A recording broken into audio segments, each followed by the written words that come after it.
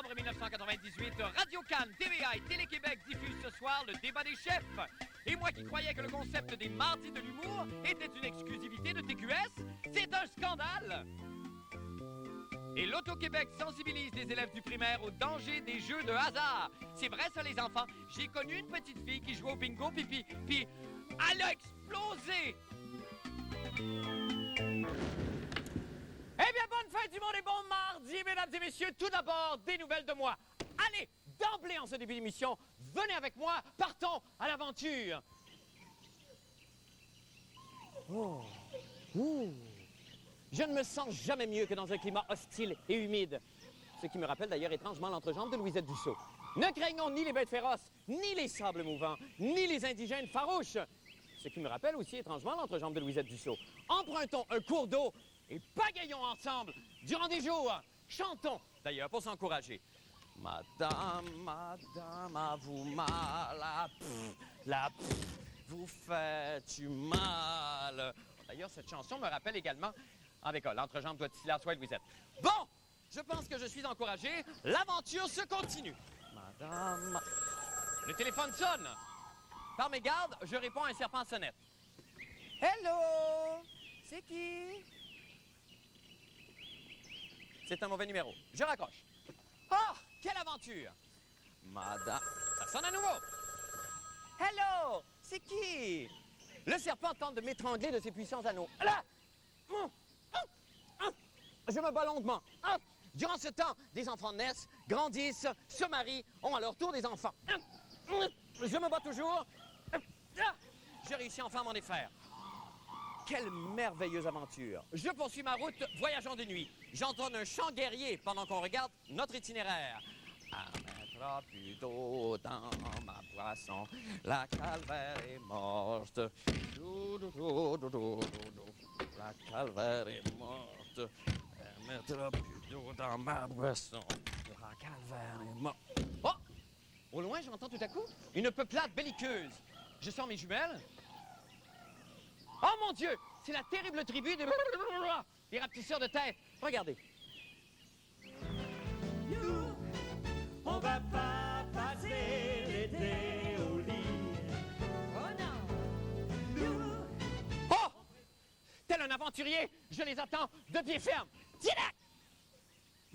Vous aimez ça, l'aventure, hein? Vous aimez ça, l'aventure. Petit peuple de chicken! René Lévesque serait pas fier de vous autres. C'est fini, l'aventure! L'aventure électronique a fait faillite et 1200 personnes ont perdu leur emploi à la veille du temps des fêtes, et ça à cause de gestionnaires incompétents. Elle est belle, notre économie mondiale. Puis parlez-moi-en plus jamais parce que vous allez en manger une! Une... Ah! J'ai honte et j'exige un suicide collectif immédiatement. Mais auparavant, les nouvelles de la fin du monde. Eh bien, c'est ce soir qu'a lieu le débat des chefs. Mais moi, je m'en balance. Et d'ailleurs, je vais me draper d'indifférence. Non, je tiens plutôt à mettre mon manteau de réseau. Oh oui, j'aurai fière allure lorsque toutes ces promesses électorales n'auront pas été tenues et que toutes ces chicanes de politique ailleurs sont choses du passé. Car moi, je serai au chaud dans mon blouson gaillard de réseau. Sais-tu commencé cette série-là, d'ailleurs, Marco? C'est commencé, hein? Je sais pas, mais il paraît que c'est pas bon. Mais là, bon, coudonc, il me donne du linge, fait que je serais bien mal placé pour dire que c'est pourri, tu sais. Un fou dans une poche, non. D'ailleurs, j'attends toujours mon poncho Virginie et mes hot pants et machos, hein. Et je ne serai pas le seul à avoir du beau linge, car M. Jean-René Dufort a poursuivi aujourd'hui son magasinage de cravates pour les debaters de ce soir. On regarde ce que ça donne. Alors que Lucien Bouchard et Jean Charest refusaient mon offre de leur fournir une cravate pour le débat des chefs, Mario Dumont, lui, acceptait gentiment de s'augmenter de mon talent vestimentaire. Ben, t'as-tu le temps d'aller magasiner ça, toi? Oui, y a pas de problème. Tu me dis tes goûts, puis pour ce soir, puis j'y vais. Qu'est-ce que tu veux? Ce que je veux? Cravate sobre. C'est quoi vos goûts en termes de cravate? Ah, ben, agencé autant que possible avec le veston. OK. Alors, sobre, évidemment, parce que l'information, on peut pas se permettre d'avoir des cravates trop folles. OK. Puis suivre la mode autant que possible, évidemment. OK. Aussi. Donc, le chef qui va réunir ces trois conditions-là aura votre faveur? Disons que, en tout cas, visuellement, ça va sûrement mettre les chances de son bord. OK. Ben, je vais travailler là-dessus. Ça devient une véritable obsession. Quelle cravate je mets?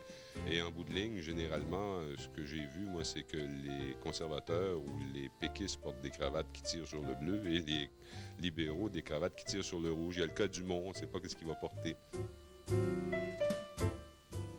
Donc, il faut que ce soit bien, mais il faut que ce soit sobre. Des couleurs marines, des couleurs grises, noires, enfin, ce genre de couleurs pour la télévision et le moins de fioritures ou de choses extravagantes. J'ai ton choix de cravate pour ce soir. T'as beaucoup magasiné? J'en ai des super belles. Ouais, ben je vois ça. Je l'aime bien celle-là. Oui, c'est une cravate de Post Canada. OK. Il y a des chances que M. Charret arrive avec celle-là. Ah! Post Canada, bleu conservateur, tout est là. Et c'est comme au bal, on peut pas arriver avec la même robe. Ah, OK. Moi, je pense que je vais prendre celle-là, Jean-René. C'est celle-là qui t'intéresse? Ouais. Mais elle est un peu sobre. Ben, c'est ça que M. Moisan a recommandé. C'est une cravate qui est finalement assez conservatrice. Hein? Donc, c'est un bon choix que Mario a fait. C'est un choix absolument superbe. Ça va le faire avoir l'air un peu d'un entrepreneur de pompes funèbres, mais néanmoins, on va peut-être parler d'autres choses. Bonne chance, Mario. Ta cravate te blindera contre toute attaque. Ici Jean-René Dufort, arbitre des élégances. Eh bien, allons le rejoindre, ce BCBG Grunge. Jean-René Dufort, bonsoir. Salut, Marc. Bon, alors Jean-René, évidemment, il y a beaucoup de gens qui attendent le débat de ce soir pour mettre un peu de piquant dans la campagne électorale. Mais est-ce que c'est si important que ça, un débat? Dans un cadre comme celui-ci, est-ce que ça va vraiment faire pencher d'un côté ou de l'autre? Ben, c'est pas la question de faire pencher. Ce qu'on m'a dit, c'est que c'est plus important de ne pas faire de gaffe que de bien paraître. Donc, c'est soit on perd pas, soit on perd. Mais c'est rare qu'on gagne un débat. Oui, mais c'est celui qui a tout à perdre ce soir, évidemment, c'est M. Charret, parce que M. Bouchard, lui, il a juste à se tenir tranquille, finalement. Il perd rien, mais si M. Charret attaque pas, lui, c'est lui qui va avoir l'air d'un loser. Ben, M. Bouchard doit éviter des gaffes et celui qui a tout à gagner parce qu'on n'attend virtuellement rien de lui, c'est M. Dumont. Ben, rien parce que c'est le négligé. Et bon, le débat des chefs commence dans environ 1 heure et il y a la fonction publique derrière moi qui est venue faire du temps supplémentaire. C'est vrai? Ben oui. Ah, ça vous fait des amis, ça? C'est gentil, ben oui. Leur avez-vous parlé? Non, ils sont occupés à crier des slogans absolument édifiants. Ça vous tente pas de vous joindre à eux? Non, j'ai plutôt aller en dedans, fait plus chaud. Le débat des chefs, il y a du café, les journalistes, et on va écouter ça. Vous vous faites traiter au petit soin. Vous aimez ça, un ferment de la PGQ? Ben, avec l'âge, on devient têteux. Merci beaucoup, Jean-René Dufort. De rien, Marc. Bon Merci débat. infiniment et bon débat à vous. Oui. Amusez-vous bien. La fin du monde en bref maintenant. Eh bien, tous les chefs apparaissent fin prêts pour ce débat, même si aucun d'eux ne semble lui accorder plus d'importance qu'il ne faut quant à son impact sur l'électorat. Toutefois, M. Lucien Bouchard est sur ses gardes. Il affirmait récemment, et je le cite, « Un débat, c'est la petite phrase mal tournée qui vous échappe dans le feu de l'action. » Et comme il a raison, notre Lulu. On se souviendra de la bévue de M. Brian Mulroney pendant le débat de 1988, alors qu'il avait lancé une petite phrase mal tournée et que la victoire lui avait presque échappé. On écoute nos souvenirs. Ensemble, un libéral et un conservateur, on est venu à la conclusion que lui, premier ministre d'une province défavorisée, va bénéficier énormément du traité de libre-échange et qu'il n'y avait aucune possibilité. Que je vous parle d'échangisme. Même si j'ai le goût de me rouler la tête tout de suite avec vous, je vous trouve de mon goût. Bon. Brian, Je pense que je vais dessiner des femmes tout nues. Brian, non, c'est pas fait de bois non plus, moi, tu sais. Prends un pilule, Brian. Non, hey, tout de suite. Gaffe monumentale. Dans son édition de samedi dernier, le Ottawa Citizen faisait remarquer à ses lecteurs que sur ses affiches électorales, le premier ministre Lucien J'ai confiance Bouchard n'arborait pas son traditionnel second menton.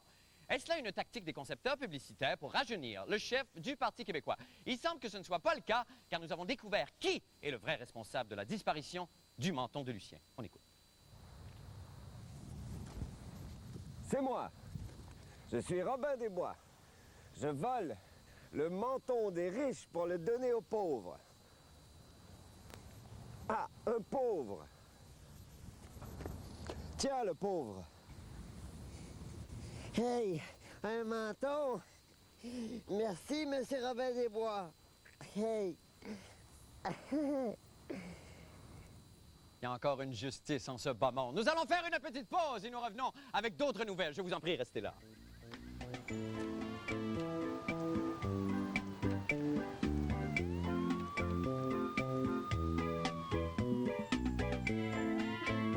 Monsieur, vous l'avez reconnu, le très joli Stéphane Rousseau. C'est un spectacle d'humour qu'on fait le matin, tous les matins, du lundi au vendredi. animateur, c'est Christian. T'es trop. Super bon.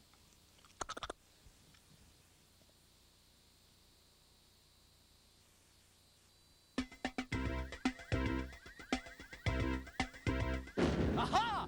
C'est l'heure de l'automarco! Vous sentez-vous loqué? Ben, venez vite gratter la case grise qui apparaît à l'écran et si vous découvrez une célébrité, vous gagnez un beau prix. Et puis, est-ce qu'il y a une vedette de la radio, du disque et de la télévision sur votre écran?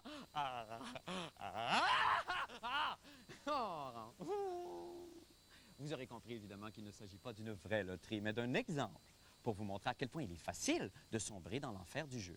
Je ne suis pas le seul à m'inquiéter de votre penchant pour les bingos, casinos et autres tombolas. Ainsi, le ministère de l'Éducation, en collaboration avec l'Auto-Québec, vient de lancer un programme pour sensibiliser les enfants au danger du gambling. Monsieur Patrick Masbourian nous explique de quoi il en retourne. On écoute. C'est ce matin que fut lancé le programme de sensibilisation « Moi, je passe », visant à prévenir la dépendance aux jeux de hasard et d'argent chez les jeunes de 8 à 14 ans. Une initiative du groupe jeunesse, du ministère de l'Éducation et, surprise, de l'Auto-Québec. Nous, on est intéressés à avoir des clients avertis, des gens qui consomment correctement en fonction des produits qu'on développe, mais également, il faut voir que les jeunes, eux, consomment des jeux d'hasard et d'argent de toutes sortes. Ils jouent aux cartes, ils gagent entre eux, ils font du pari sportif, il n'y a rien qu'ils font pas. Qui veut parier avec moi, là, ici? Qui veut parier avec moi? Ah! Mon Dieu! As-tu déjà gamblé comme ça? Ouais, avec mon cousin. Avec ton cousin? Ouais. C'était des sommes de combien, genre? De 25 cents. 25 cents? Ouais. Au poker. Est-ce que si je perds, je te dois donner de l'argent? Oui, si tu perds, tu me dois 25 cents. C'est pas de 25 cents. Qui veut parier plus qu'une scène? Moi, $1. $1, tu l'as-tu? Ouais. Moi, j'ai Plus qu'une pièce, qui veut gambler plus qu'une... 2? 5 Mon Dieu, toi, tu t'as ça dans le sang, toi? 5 Non. Ce qu'on vise, c'est pas l'abstinence, finalement, et on le dit, c'est le savoir jouer. L'Auto-Québec vous l'aurait pas permis de toute façon. Est-ce que pour l'Auto-Québec, c'est l'occasion de se donner bonne conscience? Bien, écoutez, si tout bon geste que l'on pose dans la vie, c'est synonyme de bonne conscience, oui, c'est de la bonne conscience. Toujours soucieuse de contribuer au bien-être de sa collectivité, La Fin du Monde est à cette heure a voulu tester l'efficacité de ce programme auprès de vrais joueurs. Claire, vous êtes ici 10 fois par semaine. On va évaluer vos risques de dépendance au jeu. OK. Pour vous poser des questions, t'arrive-t-il souvent de penser à des activités de jeu de hasard et d'argent au cours de la journée ou de planifier la prochaine fois que tu vas gager? Oui. Les joueurs n'ont aucun contrôle sur les gains et les pertes au jeu de hasard et d'argent. Faux. Vous avez un contrôle là-dessus, vous? Non, vrai. C'est vrai. Dans les casinos du Québec, il existe pour les joueurs qui le désirent un programme d'auto-exclusion dont ils peuvent se prévaloir. C'est vrai. Est-ce que c'est au bingo? Pouvez-vous... Non. Non. Pas de blacklist au bingo? Non. Ça m'est déjà arrivé de tomber malade pour pas avoir... pour venir au bingo. Aujourd'hui, c'est-tu le cas? Ça passe à soir? Oui. On est de retour avec Patrick Masbourian en studio. Bonsoir, Patrick. Très heureux de sa journée, Monsieur Masbourian. Très heureux. Ben, vous me l'avez crié pendant la pause. Très heureux. On est heureux pour vous. Est-ce que c'est un vrai problème chez les jeunes? À ce point-là. Vrai problème. En fait, oui, moi, je me demandais s'il n'y avait pas un peu de paranoïa, mais ce qu'on m'a dit, c'est on s'inquiète à propos de la drogue, on s'inquiète à propos de ci et de ça. Pourquoi pas, en réalité, prévenir plutôt que guérir? Et effectivement, quand on sait qu'en fait, si en fait, le bassin des joueurs, toute proportion gardée, il y a 2 fois plus de joueurs à risque, c'est-à-dire qu'ils vont présenter éventuellement des troubles pathologiques que chez les adultes. On parle de 4 là, chez les enfants, adolescents, alors que c'est environ 2 chez les adultes. Fait que c'est quand même particulier, là. Donc, il semble y avoir une attitude, là, oui, mais il n'y a pas inquiétante. Vous le laissez sous-entendre dans le topo, mais il y a aussi peut-être une petite volonté quand même de s'acheter une conscience tranquille là, de la part des gens qui mettent sur pied ce programme-là, puis de pouvoir continuer quand même à exploiter. Peut-être l'Auto-Québec, en réalité, on peut leur reprocher, mais c'est peut-être aussi facile de notre part de reprocher ça. Mais vous savez, leur budget de publicité, c'est 18 millions de dollars et ils ont environ... Combien ils ont mis? Combien ça coûte, en fait, directement là-dedans, je ne le sais pas, mais ça découle d'un programme de recherche qui, lui, sur 3 ans, c'est environ 2,5 millions là, pour les 3 prochaines années, par exemple. OK. Bon, écoute c'est un beau pas! C'est un beau geste, quand même. Il y a une chose qu'ils pourraient faire, par contre, c'est rendre ça inaccessible aux mineurs, ça, les gratteux. Et la parce que loterie, en général. Parce que ça, c'est encore possible. N'importe qui peut acheter un gratteux à n'importe quel âge. Bon, bien, merci beaucoup. Ça, c'est une bonne idée. C'est simple comme bonjour. Allez penser. Merci infiniment, Patrick Bollé-Maspourian. Eh bien, d'autres nouvelles brèves maintenant. Scoop! Encore une fois, Mademoiselle Julie Snyder, la célèbre animatrice du talk show Le Point Jus, repousse les frontières du showbiz télévisuel en recevant ce soir même l'ex-sosie de Lady Di. Bravo! Croyez-vous sincèrement que nous, de LFDM, étant beaux joie de vert, allons nous laisser damer le pion de la sorte? Oh que non! Alors, pour faire concurrence au point de vue qui reçoit l'ex-sosie de Lady Di, j'accueille immédiatement le nouveau sosie de Lady Di. Bonsoir!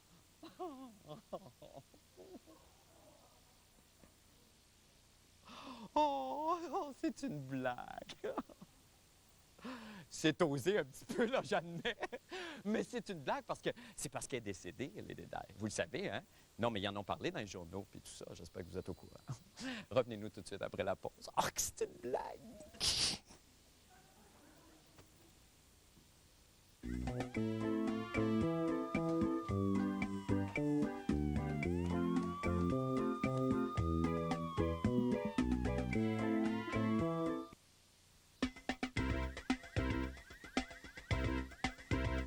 Une dernière petite nouvelle brève. 450. 450. 450! C'est le nombre de Pères Noël qui couvriront cette année le territoire du Québec pendant la saison des fêtes. Dans mon enfance, il n'y avait qu'un seul Père Noël et c'était amplement suffisant. Cette épidémie de Saint-Nicolas n'est pas sans causer de certains problèmes. Toutefois, pas plus tard que ce matin, en rentrant au bureau, j'ai été témoin de ces horribles images.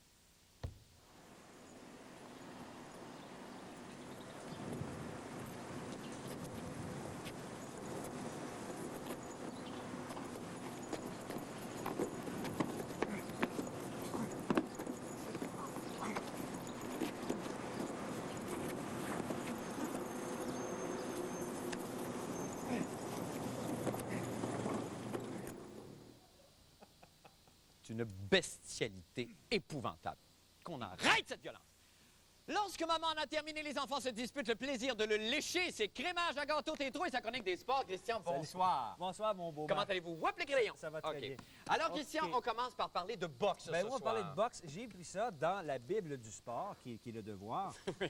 J'ai pris ça ce matin. C'est un petit article, je vais vous en faire lecture. C'est pas tellement long. Intégralement. Zoe Norford, qui est une Australienne de 11 ans, fait partie des 8 pugilettes de moins de 18 ans qui participent depuis hier aux championnats nationaux amateurs, au moment où des médecins australiens demandent l'interdiction de la boxe dans cette catégorie d'âge, plus particulièrement pour les jeunes filles. Elle a 11 ans, Zoé, et est considérée comme une boxeuse chevronnée. Elle défendra son titre sub-junior d'Australie remporté l'année passée. Pour sa mère, et je termine, pas question que sa fille raccroche les gants. Non. Cette controverse est ridicule, dit-elle. Les jeunes garçons qui jouent au football sont beaucoup plus exposés. Ben oui. Mais l'Australie n'est pas le seul pays qui présente des jeunes boxeuses. C'est vrai. Comme en témoignent ces images. Regardons-les. Ben oui. Alors, la fin du monde, reculant devant rien, on s'est rendu aujourd'hui au club de boxe champion où je me trouve actuellement et je m'apprête à relever un autre défi. Alors que je vais me battre contre... Oui, bonjour, qu'est-ce que c'est ton nom? Gugus! Bonjour, Gugus. Quel âge as-tu, Gugus? 11 ans! Tu es très joli, Gugus. Est-ce que tu as l'objection à ce que j'essaie de te battre? Mais non! OK, bien, merci, Gugus. Mesdames et messieurs, place maintenant au combat.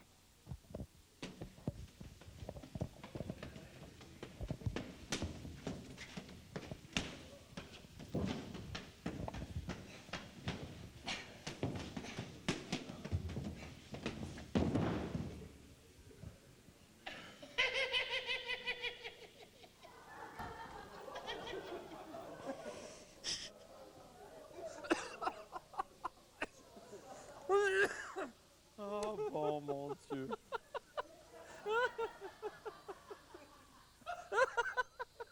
Non, mais en veux-tu d'autres? En as-tu une autre? Oui, j'en ai d'autres. Alors, on enchaîne avec... On parle du pool des poches? Oui, oui, on parle du pool des poches. OK. Non, non, c'est quoi? Qu'est-ce que c'est? Donc, Je ne sais pas. c'est le pool de hockey. Ah, c'est le pool de hockey, pardon. 98, D'accord, 99, allez-y avec la le fin pool du de monde. hockey. Alors, ben, on a des résultats à vous offrir. D'accord. Vous savez que c'est Marie-France Bazot qui joue contre Pierre Bouchard. Et jusqu'ici, ben, vous le constatez, Pierre Bouchard a pris une sérieuse avance. Il a 97 points contre 61. Tu as une question, vas-y. Non, non, mais quand même, je suis assez étonné du score de Marie-France Bazot à ce stade-ci. Quand même, 61 points, c'est déjà très, très honorable. Absolument. Tu vois, comme Alexis Yashin d'Ottawa, c'est le meilleur compteur de son équipe. Oui. Bobby Olick, c'est le deuxième meilleur compteur de son équipe. Tony Amonte, chez les Blackhawks, c'est le nouveau chum de Jocelyn Thibault. Ben, de Jocelyn lui-même. Ben oui.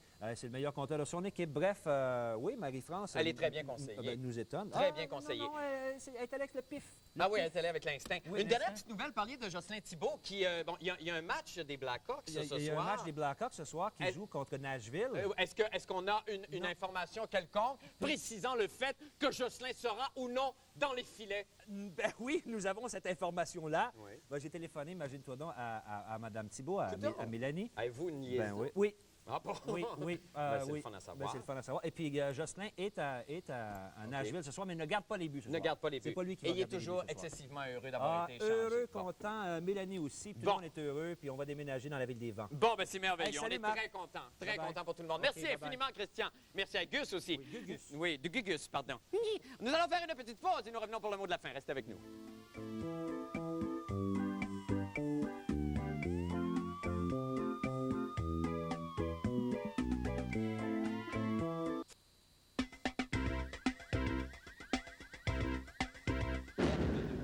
Un coup d'œil maintenant au temps qu'il fera avec le météorologue amateur de la semaine, notre poète su-pied, le danseur à claquettes, Bernard Bourgault. Bernard, bonsoir. Bonsoir, comment ça va? Oh mon Dieu, on aborde sa nouvelle garde-robe ce soir. Ben oui, un nouveau costume. Vous êtes tellement showbiz! Alors, showbiz, la température. Pour cette nuit, ciel dégagé avec une température de moins 6. Pour demain, ensoleillé avec des petits nuages. Maximum de moins 4.